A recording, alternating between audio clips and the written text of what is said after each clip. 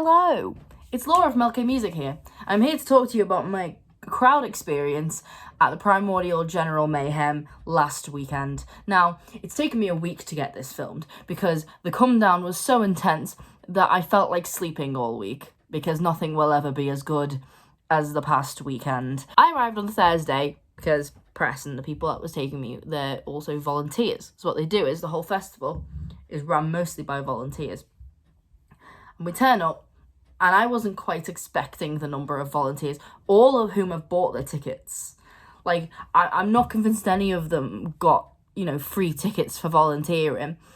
I've been part of the Primordial group for a good 4 or 5 years now, and find that their sense of community is absolutely astronomical. Like, I've been in many other groups. I've been in the Download Festival groups, and all the Bloodstock groups, and all of the metalheads of the Wirral kind of groups.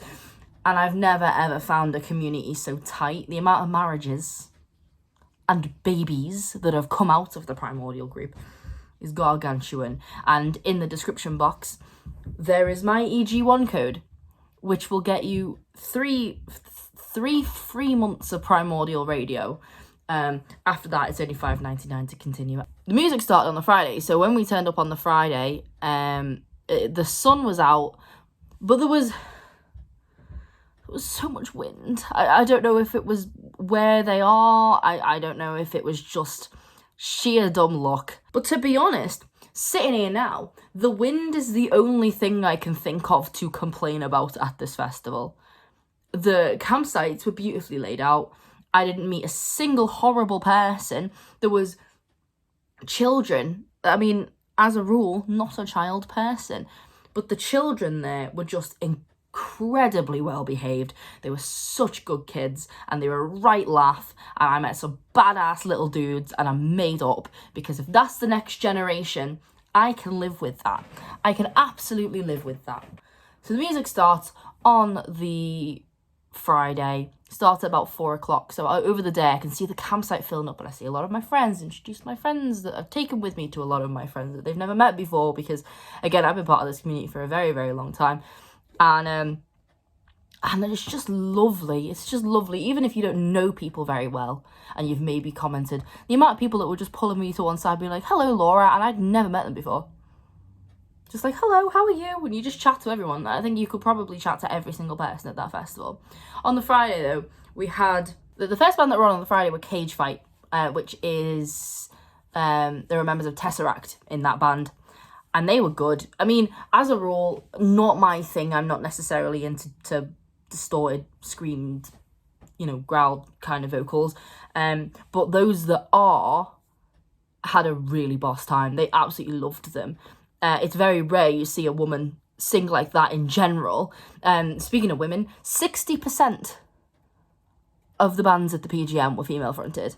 A lot of them had more than one female member. It was absolutely brilliant and ties massively into what we do as a company, who are both, female, non-binary, and off we pop having a whole event with safe gigs for women. It was bloody brilliant. Up next we had Seeth and Akira, who had 2 vocalists. They were good.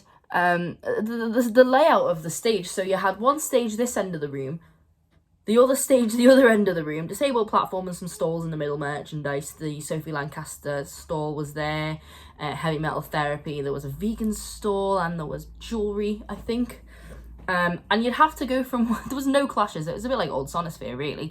No clashes. From one end of the room over to the other, just in time to catch the next band.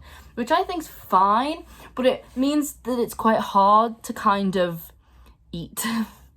You have to miss parts of bands to be able to go outside and get food or a drink or, put a jumper on or, it was kind of... I felt like there wasn't really enough downtime, and it was it got a bit overwhelming sometimes where I'd have to go and stand outside because the music had been non-stop since, especially on the Saturday, since 1 p.m, and then it got to bangers at midnight, and I'm like, oh, I literally haven't taken a break, which we'll get to Saturday anyway. On the Friday, Seeth and Akira, I thought they were okay. Again, not necessarily massively my thing, but I quite liked them. Back over to the other side of the room, Scarlet Riot, bloody brilliant. Dan liked them. He thought they were very good. I also thought they were very good. I think every band surprised me. The ones that I'd never heard of before, like Devin Townsend, I'd seen Devin Townsend twice that week. I watched both gigs at the Royal Albert Hall. I'd already seen him twice that week, so it was no surprise to me that Devin Townsend was very fucking good. Florence Black, I'd heard brilliant things. Chris Barrett, Bob Vylan, I knew he was going to be boss as well. But the other bands, like, a lot of them I didn't really know a lot about. And to be able to go and discover these bands at a festival, it's one of my favourite parts of the festival. Ooh, there isn't anyone on the main stage. Let's wander around to all of the smaller stages and see who's on and see who we can discover. And I think that's so incredibly important, and I think Primordial do that very well, because a lot of their bands were this kind of style. So, Ward 16. I know of Ward 16, because of a couple of reasons. My friend's band supported them. I'd heard of them before through Primordial. Dave Stott is from Merseyside, so he's our neck of the woods. And they were very good. They blew my head off. I don't know how they managed to fit their entire massive stage show into half an hour with their album. Like, basically the storyline of their album told the entire way through. They managed to do that so well, and I was really impressed. And then Devin Townsend, of course, blew my head off. As always, very funny.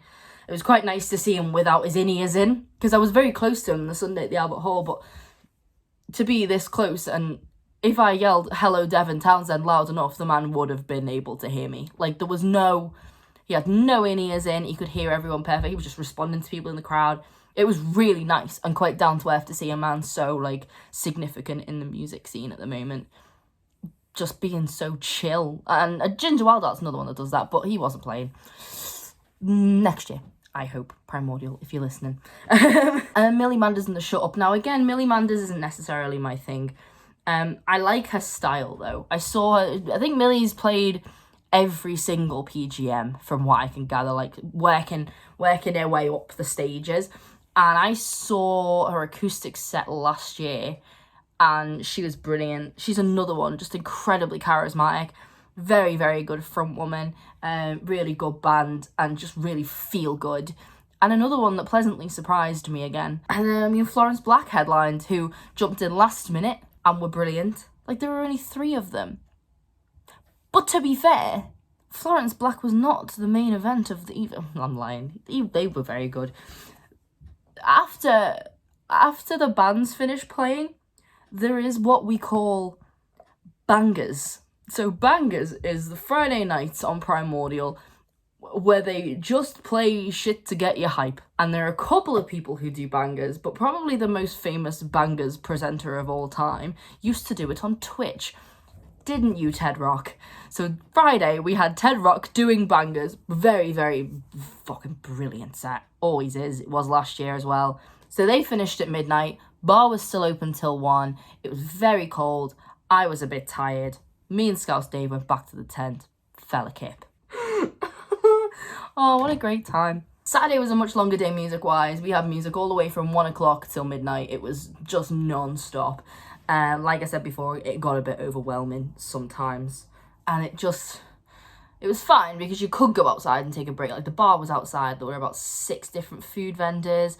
The Incubus was outside. So, like, you go and see the presenters doing their shows live from the Incubus. It was boss. Like, I think the selection of stuff that we had was really good.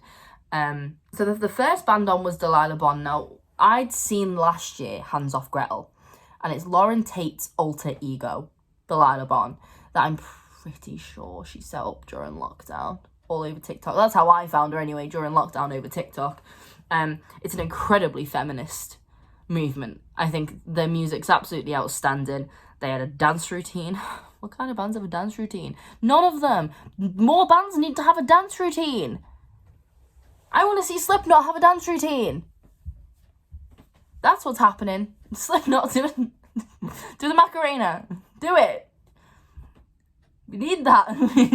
Up next was Scruffy Bear. So Scruffy Bear, they'd jumped in within like 24, 48 hours notice when another band had to pull out. And they were fucking brilliant. Why weren't they booked in the first place? Her pipes, man. She just had... If you've not listened to Scruffy Bear before, listen to Scruffy Bear. They've got so much potential to be absolutely massive. Very, very bluesy voice. Oh, she was brilliant. After that, there was a band called Tribeless. Now, I wasn't a massive fan. I'm not going to sit here and slag them off, because I understand that sometimes musicians have days, like, especially singers, like, your skill is literally relying on your vocal cords. And we all know sometimes your vocal cords don't work. They just don't want to. And I just found her voice to be underwhelming. Yeah, I just found that there were notes that sometimes she would hit it in her belt and sometimes she would completely bottle it. That's what it felt like to me as a vocalist. It felt to me as though she'd bottled it. But again, as a singer, I completely understand, like, sometimes your voice just don't want it. And there's nothing you can do about it. It just don't want it. After Tribals, we had Red Method. Now, they surprised me. They got the crowd going. Plenty of footage of their pits going crazy. And they were brilliant. They had a keytar. They were really strong. Hawks, basically the Hex Girls, but real. I thought they were fucking all, they were good. And at that Scouse, Dave was like, let's go and see Defects. Defects I'd never heard of, but he'd seen them recently supporting In Flames, and they were very fucking good. They were probably one of the tightest bands of the weekend. Halfway through Defects, Dan went, I don't feel well, I'm going to have a lie down. And we all thought, whoops.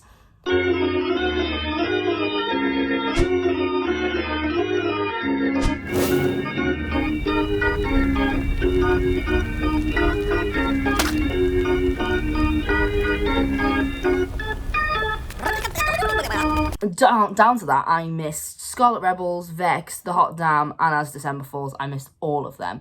I did hear from people that I asked, they were very good, but as a pair, I can't actually speak on them because I missed them. Because dang right. But to be fair, it was very, very sunny, but very, very windy, so a lot of people were getting sunburned because they weren't quite realising how hot the sun was. So we managed to get back into the arena for Bob Vylan. We were like, I've heard really good things about Bob Vylan. I'm gonna go and see Bob Vylan. I'm very fucking glad that I did. Bob Vylan were the highlight of my weekend. Except for the secret headliners, of course. But they were my personal highlight of the weekend. Bob Vylan blew my fucking head off. Two very, very, very angry men named Robert. And I just thought their music was so tight. He's one of the best frontmen that we'd seen all weekend. He's incredibly charismatic, incredibly funny, and he had me engaged the entire time, and I just didn't expect him to be as fucking good as he was. Now, the biggest surprise of the weekend was as everything unfolds. We were stood outside because we decided we were just gonna chill for a bit, and then suddenly we heard this band start, and we all went, oh, they sound very good. And in we go, and we stood there watching them like, whoa, this girl's sick. She was fucking brilliant. And then the Chris Barris band headlines, another one brought in last minute due to a dropout. The amount of artists just on demand that Primordial seemed to have, like big artists like that, was really, really, really impressive, to be honest. The way that Pete Bailey dealt with it. I tip my hat to you, sir. Drum roll, please. The main event. The biggest event of the weekend. Flav Ketuk. Three-way bangers. Claire Flavin, Luke Milne, and Full Metal Hackett. I don't know who won, but I do know who face-planted the floor, Luke. What a fucking headline set. What a set. Flav Ketuk blew my fucking head off. It was very fun. Especially, I think Hackett randomly turning the volume down every now and again was quite amusing as well. But they were very good. They were a lot of fun. And I think the main takeaway is the sense of community that Primordial have. I never once felt like I was on my own. The reason that I've had to do this is because I kept trying to vlog and people kept talking to me. Like, that's exactly what was going on. There was no time where I was alone. I was never on my own. I would start vlogging and I would just have someone approach me like, hey Laura, how's it going? And I think, If you joined Primordial using my EG1 code in the description, you would feel exactly the same almost immediately. It's so important to them that it's this incredible sense of community that they've got. It is something that they promote a lot. Inclusivity, absolute love, support, and I highly recommend being Primordial. Promise we're not a cult.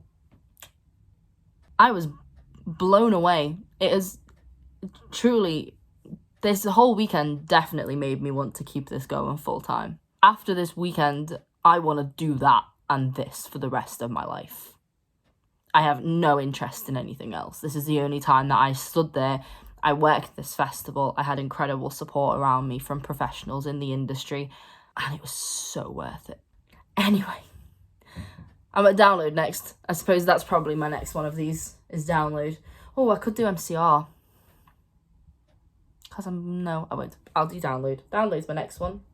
Get my dissertation out the way, and then I'm off to Download, and then this is it for the rest of my life.